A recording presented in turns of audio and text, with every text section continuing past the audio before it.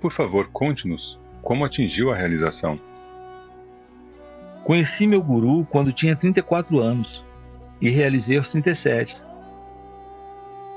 O que aconteceu? O que mudou? O prazer e a dor perderam seu poder sobre mim. Fiquei livre de desejo e de medo. Vi-me pleno, não precisando de nada. Vi que no oceano da consciência pura, na superfície da consciência universal, as incontáveis ondas dos mundos fenomênicos formam-se e se desfazem, sem começo nem fim. Como consciência, todas elas são eu. Como acontecimentos, todas elas são minhas. Há um poder misterioso que olha por elas. Esse poder é consciência pura, ser, vida, Deus. Qualquer que seja o nome que lhe queiram dar. É a base, o apoio supremo de tudo o que é, da mesma maneira que o ouro é a base de todas as joias, e é tão intimamente nosso. Abstraia das joias o nome e a forma, e o ouro se torna óbvio. Livre-se de nomes e formas, e dos desejos e medos gerados por eles, e o que resta então? Um nada. Sim, o vazio permanece, mas esse vazio é cheio até a borda. É o eterno potencial, da mesma forma como a consciência é o eterno atual.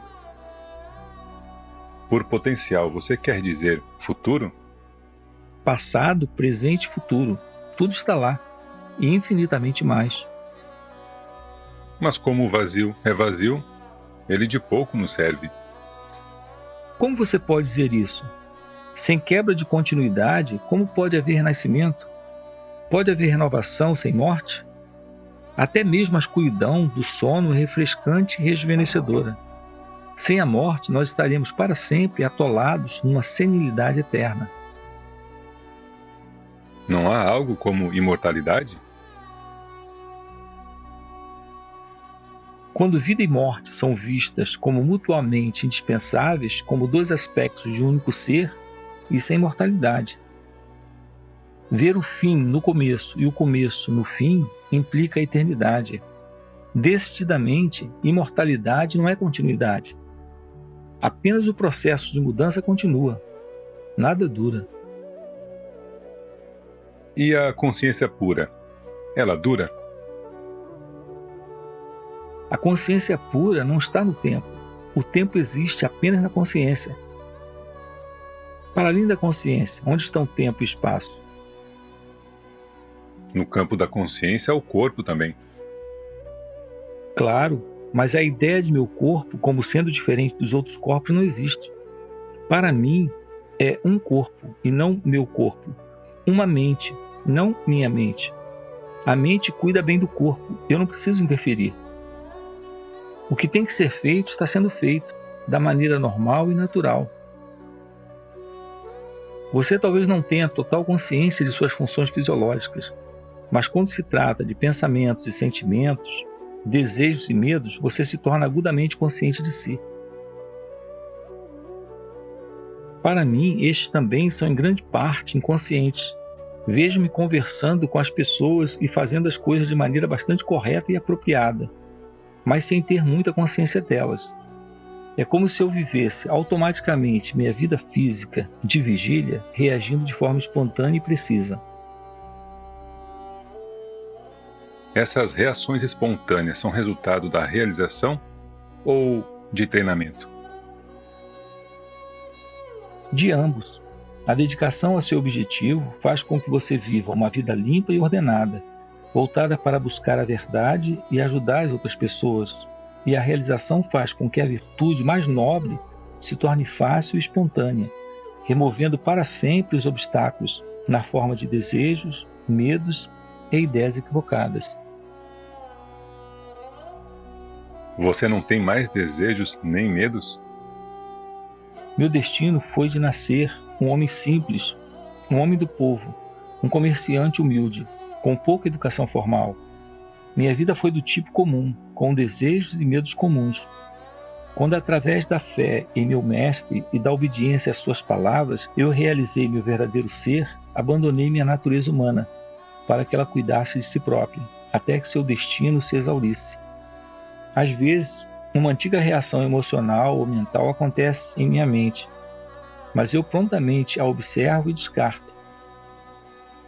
Afinal de contas, enquanto tivermos que carregar o fardo de sermos uma pessoa, estaremos expostos às suas peculiaridades e hábitos.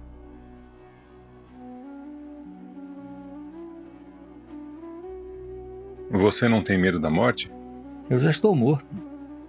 Em que sentido? Estou duplamente morto. Estou morto, não apenas para meu corpo, mas para minha mente também. Bem, você não me parece nada morto. Isso é o que você pensa. Você parece conhecer meu estado melhor do que eu mesmo. Desculpe, mas é que eu não compreendo. Você diz ser sem corpo e sem mente, ao passo que eu o vejo muito vivo e articulado. Um trabalho de tremenda complexidade está acontecendo o tempo todo no seu cérebro e no seu corpo. Você tem consciência dele? De modo algum. No entanto, para alguém que vê de fora, tudo parece estar ocorrendo de forma inteligente e intencional. Por que não admitir que toda a nossa vida pessoal possa, em grande parte, submergir abaixo do patamar da consciência e, entretanto, prosseguir de forma sã e suave? Isso é normal? O que é normal?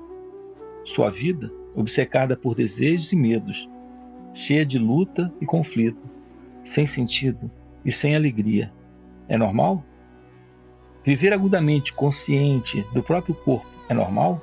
Ser dilacerado por sentimentos, torturado por pensamentos, é normal? Um corpo são e uma mente sã funcionam em boa medida desapercebidos por seu dono. Apenas ocasionalmente, por razões de dor e de sofrimento, eles pedem atenção e percepção. Por que não estender o mesmo a toda a sua vida pessoal? Pode funcionar de maneira correta, respondendo bem e plenamente a tudo o que acontece, sem ter que trazer este funcionamento para o foco da percepção consciente. Quando o autocontrole se torna uma segunda natureza, a consciência muda seu foco para os níveis mais profundos da existência e da ação. Não nos transformaríamos em robôs? Que mal há em tornar automático o que é rotineiro e repetitivo? De qualquer modo, esse funcionamento é automático. Mas quando, além de automático, ele é caótico, ele causa dor e sofrimento, exigindo atenção. O propósito de uma vida limpa e ordenada é liberar o homem do jugo do caos e do fardo da tristeza. Você parece preferir uma vida computadorizada. O que há de errado com uma vida livre de problemas? A personalidade é apenas um reflexo da realidade. Por que o reflexo não deveria ser fiel ao original, de maneira natural e automática?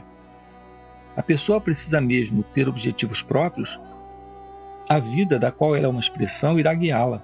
Quando você se der conta de que a pessoa é apenas uma sombra da realidade e não a realidade em si, você deixará de se preocupar e de se angustiar. Você concordará em ser guiado a partir de dentro, e a vida se transformará numa jornada através do desconhecido.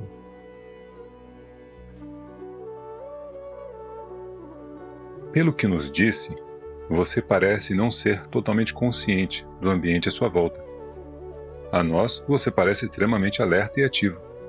Não dá para acreditar que você viva numa espécie de estado hipnótico, que não deixa atrás de si qualquer rastro de memória. Ao contrário, sua memória parece excelente. Como devemos entender sua afirmação de que, no que lhe diz respeito, o mundo e tudo o que ele inclui não existem? É tudo uma questão de foco.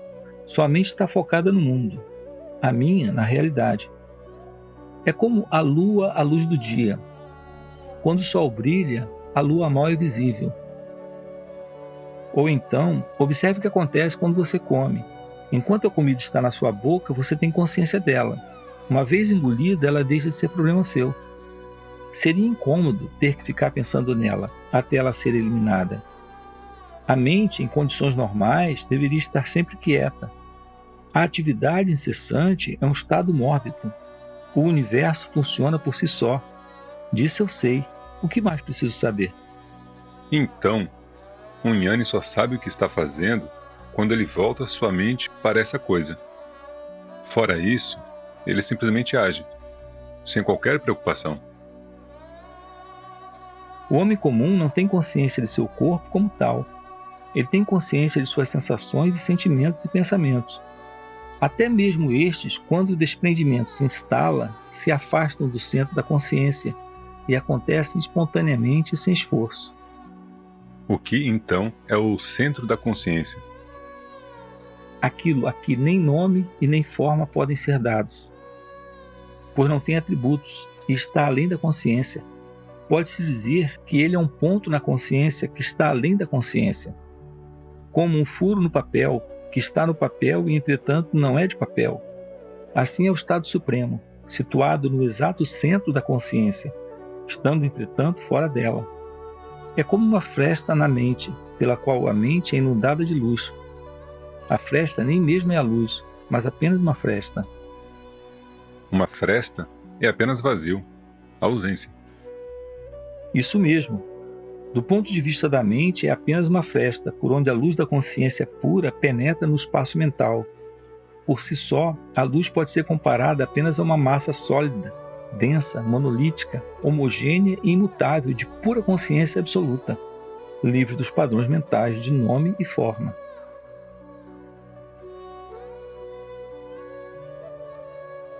Há alguma conexão entre o espaço mental e a suprema morada? O Supremo dá existência à mente, a mente dá existência ao corpo. E o que há mais além? Tome um exemplo. Um venerável yogi, mestre na arte da longevidade, ele próprio, tendo mais de 1000 anos, vem me ensinar sua arte. Tenho pleno respeito e sincera admiração por seus feitos. E, no entanto, tudo o que posso dizer a ele é: para que me serve a longevidade? Eu estou além do tempo. Por mais longa que seja uma vida, ela não é mais que um instante e um sonho. Da mesma forma, eu estou além de todos os atributos. Eles aparecem e desaparecem em minha luz, mas não conseguem me descrever. O universo é todo feito de nomes e formas, que têm como base as qualidades e suas diferenças, ao passo que eu estou além.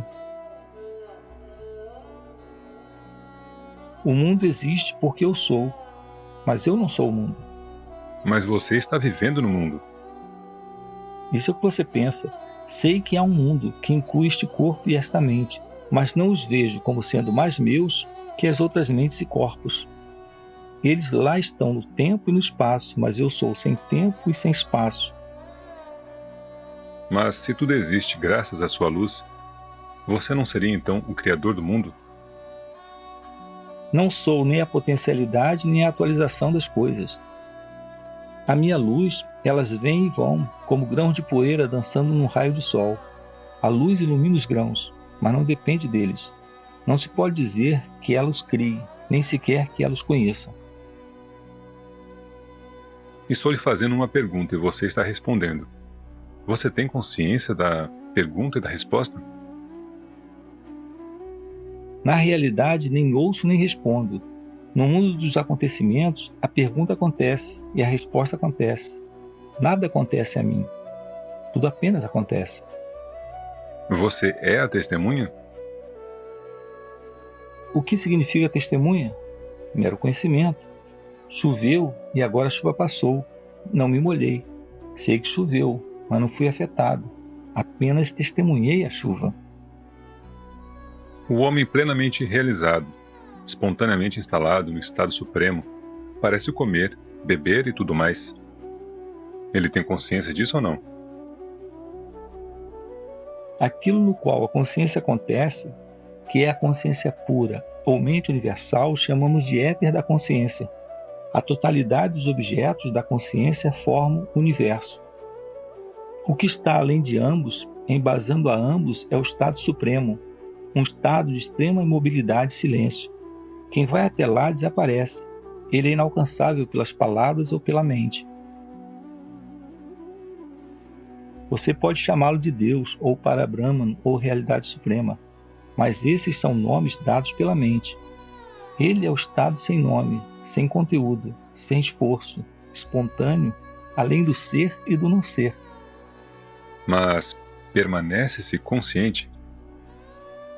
Como o universo é o corpo da mente, a consciência é o corpo do Supremo. O Supremo não é consciente, mas faz surgir a consciência.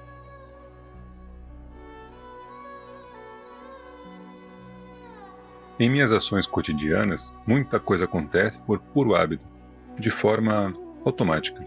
Tenho consciência do propósito geral, mas não de cada movimento em detalhe. À medida que minha consciência se amplia e se aprofunda, os detalhes tendem a recuar, deixando-me livre para as tendências gerais. O mesmo acontece com o Jnani, só que com intensidade ainda maior? No nível da consciência, sim. No estado supremo, não. Esse estado é inteiramente uno e indivisível, um único bloco sólido de realidade. A única maneira de conhecê-lo é sê-lo. A mente não pode alcançá-lo. Para percebê-lo, os sentidos não são necessários. Para conhecê-lo, a mente não é necessária. É assim que Deus governa o mundo. Deus não está governando o mundo. Então quem o faz? Ninguém. Tudo acontece por si só. Você está fazendo a pergunta e fornecendo a resposta. E você sabe a resposta ao fazer a pergunta. É tudo um jogo na consciência. Todas as divisões são ilusórias. Você só pode conhecer o falso. O verdadeiro você tem que ser. Há a consciência testemunhada e a consciência testemunha. A segunda é o Supremo? Ambas existem, a pessoa e a testemunha, o observador. Quando você as vê como uma só e vai além, você está no estado supremo. Ele não é perceptível, porque é ele que torna a percepção possível. Ele está além do ser e do não ser. Ele não é nem o espelho, nem a imagem do espelho. Ele é o que é, a realidade atemporal, inacreditavelmente rija e sólida. O Jnani é a testemunha ou o Supremo? Ele é o Supremo, é claro, mas ele também pode ser visto como uma testemunha universal. Mas ele continua sendo uma pessoa? Quando você acredita ser uma pessoa, você vê pessoas por toda parte. Na realidade, não há pessoas, apenas fiapos de lembranças e de hábitos. No instante da realização, a pessoa deixa de existir. A identidade permanece, mas a identidade não é uma pessoa. Ela é inerente à própria realidade. A pessoa em si não existe, sendo apenas um reflexo na mente da testemunha, do eu sou, que também é um modo de ser. O Supremo é consciente? Nem consciente nem inconsciente, estou lhe falando por experiência própria. O que é o Prajna, na expressão Pragnanam Brahma? É o conhecimento, sem autoconsciência da própria vida. Seria a vitalidade, a energia da vida, o estado de estar vivo? A energia vem primeiro, pois tudo é uma forma de energia.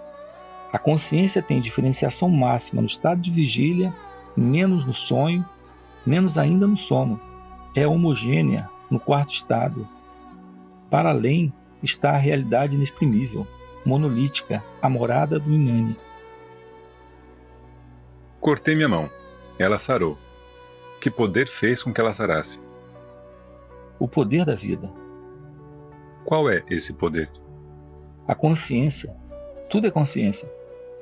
Qual é a fonte da consciência? A própria consciência é a fonte de tudo. Pode haver vida sem consciência? Não, nem consciência sem vida. As duas são uma só coisa, mas na realidade apenas o absoluto é. Todo o resto é uma questão de nome e forma. E enquanto você se agarrar à ideia de que apenas o que tem nome e forma existe, o Supremo parecerá não existir. Quando você entender que nomes e formas são conchas ocas sem conteúdo algum, e que o que é real é sem nome, sem forma, pura energia de vida e luz da consciência, você estará em paz, imerso no silêncio profundo da realidade. Se o espaço e o tempo são meras ilusões e você está além deles, por favor, diga-me como está o tempo em Nova York.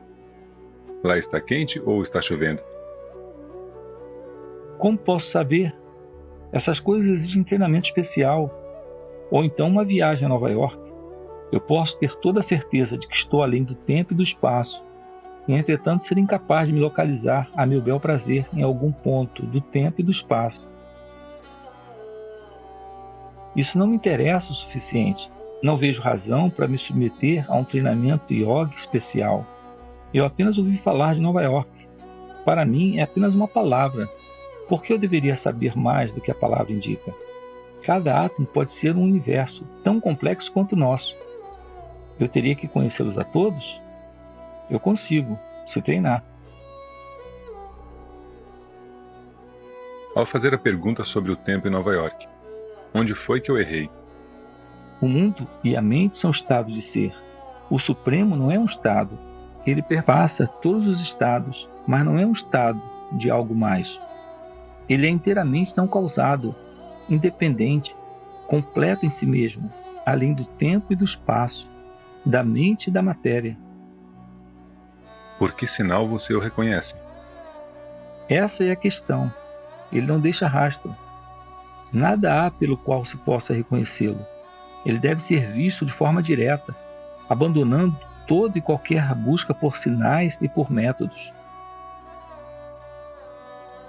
Quando todos os nomes e formas forem deixados de lado, o real estará com você. Você não precisa procurá-lo. A pluralidade e a diversidade são apenas o jogo da mente. A realidade é uma só. Se a realidade não deixa pistas, não há o que dizer sobre ela. Ela é. Não pode ser negada. Ela é profunda e escura. Mistério além de mistério, mas ela é. Ao passo que tudo mais apenas acontece. Ela é o desconhecido? Ela está além de ambos, do conhecido e do desconhecido, mas prefiro chamá-la de o conhecido, a chamá-la de o desconhecido, pois sempre que algo é conhecido, é o real que é conhecido.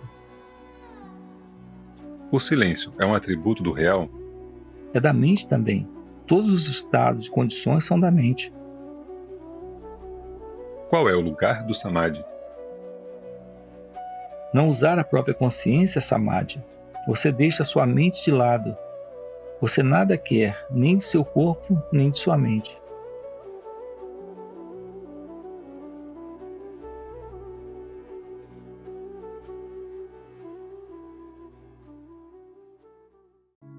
A menos que o testemunho da consciência comece a atuar sobre a pessoa e que ela se transforme no objeto de observação em vez do sujeito, a realização não será possível.